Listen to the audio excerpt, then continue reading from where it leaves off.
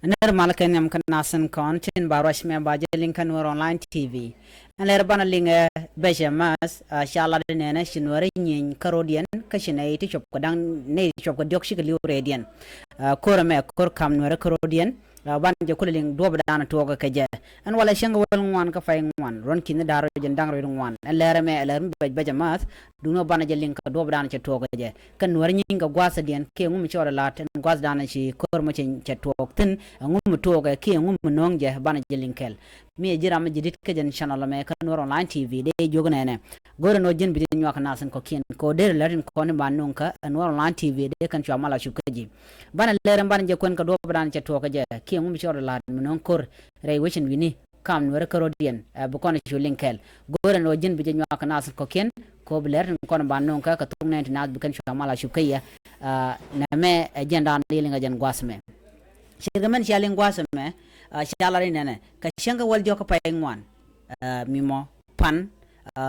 shalari nene ray kem ka kamu kem ke tongor cinwer ga karo ka shane dang jok shaka na ke cine dang jok shig liu gwada dana ci kor ma je toktin kanwer karo dien nyin tonne ando bran je togo je bana jeling an kor mo tare ka je ka kwinyal me sha korwet dol ga ja ke dol ji ken ka ken chang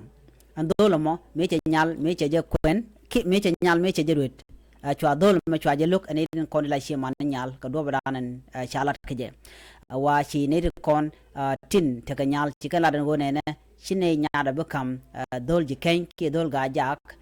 ka kane to kan wartin kon tila dok ka bentiu jan gwal dan to re moten shukan lok no ba nyama ba je kwen dol ga jak dan shi nyaadin shi ruet ka shukan lok pan ka je ka do bre ne cha nyolat ci dol e ci nyal ruet men la dol ga ja ki dol ji ken ci nyal kwal ando bran ci nyal kwal ka je chala den wo ci she man nyal ci lo den ci je cu gan man nyal tin la dok cu kan kor yu kan kap ji ken ka ken chang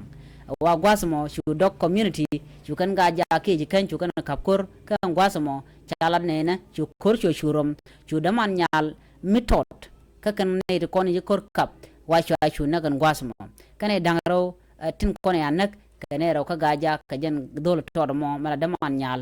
chaje nak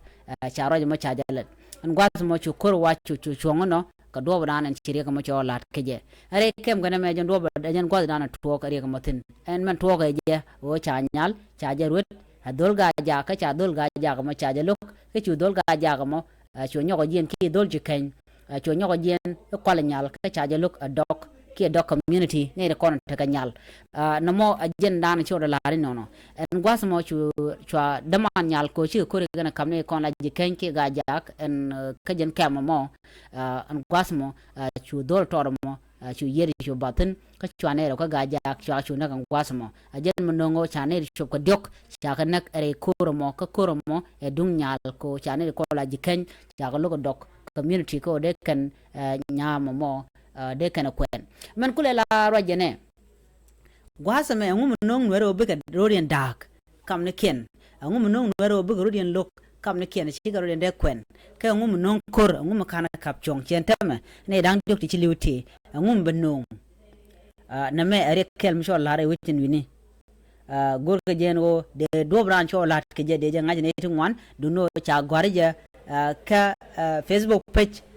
biakel media gwaz dana chikana gortin ke do bran cholat ke je chalan je no togri ga me ka kwinyal shikala no biken do bran cholat ke je biken lena loina duno ka jen gwas me goro je no de en link do bran cholat ke je en dol ji kenya mo ke dol ga ja ko do bran cholat ke je jen che nyal che je ruet me che nyal che je ruet do chalan no sha je lo ka she man nyal an gwaz ma chwa chu pele lo tele ga mu cholat